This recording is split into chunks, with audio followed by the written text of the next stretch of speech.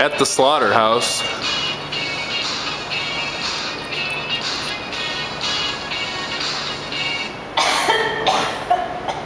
I don't feel good.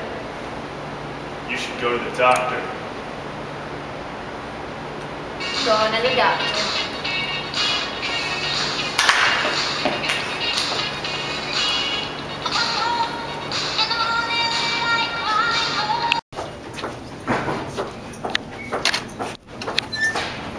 Hello, I'm Dr. Butler. What seems to be the problem? Hello, doctor. I've been feeling really tired lately, and I have this chest pain that just won't go away.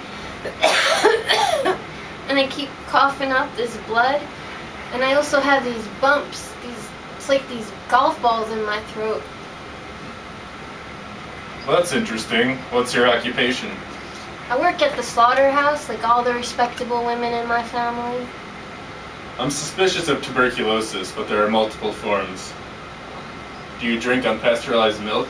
We do get real thirsty in those freezers. Well, since you're at high risk from drinking milk and maybe you got the aerosolized form, I'm going to do a couple tests. We'll do this tuberculin skin test. And we'll check back in 72 hours. And I'll also need a fecal sample to rule out parasites. So are you saying I could have gotten this from the cows? That's exactly what I'm saying. It's called zoonotic. Whoa. Alright, so we'll get radiographs and we'll check back on the TB test. I'll see you in 72 hours. Thank you, Dr. Butts.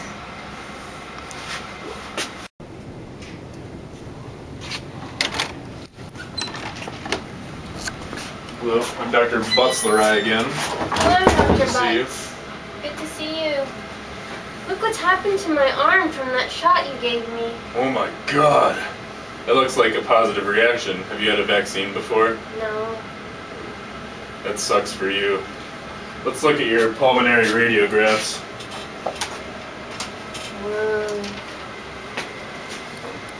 These turtle egg-shaped lesions are very typical of tuberculosis. And let's get a swab from you to isolate the bacteria. We'll send this to the lab for culture to get you some medication. Is there something that I could have done to prevent this?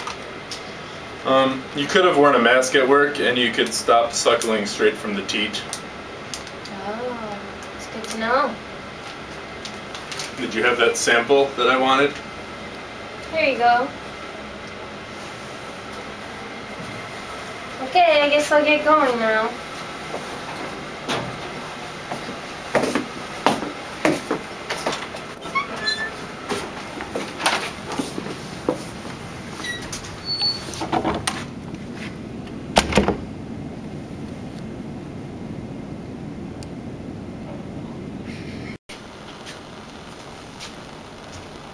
Oh, hey there! The acid-fast stain of the sputum smear confirmed it was indeed an acid-fast bacillus belonging to the genus Mycobacterium. The culture resisted to pyrazinamide, strongly suggesting Mycobacterium bovis as the scoundrel. Biochemical tests niacin production, oxygen preference, and thiophene 2-carboxylic acid hydrazide susceptibility testing confirmed the organism to be Mycobacterium bovis. Go. In the body, a fierce battle rages between rifampin in the blue and Mycobacterium bovis in the black. In the beginning, rifampin gains the upper hand, controlling the infection and riding it out. She was doing well, but the doctor's not told her to be strict on her meds.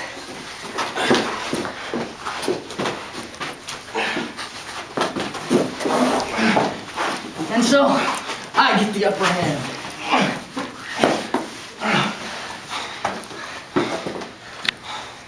He was just too resistant.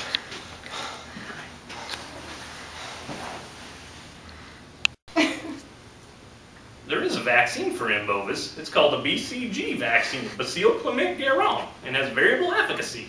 It reduces severity of disease, but does not prevent infection. The problem with BCG is it can cause false positive PPD tests. Tests such as PPD are done on cattle, and this has kept the disease under control in developed countries. M. bovis isn't a huge problem in the United States, but there are populations of deer that can transmit it to cattle by aerosol or by indirect contact through their saliva left on the grass. People get M. bovis through inhaling bacteria at the time of slaughter, like I did, or through ingestion of infected milk that has not been pasteurized, which leads to disseminated disease, including the pulmonary form and the lymphadenopathy which I exhibited.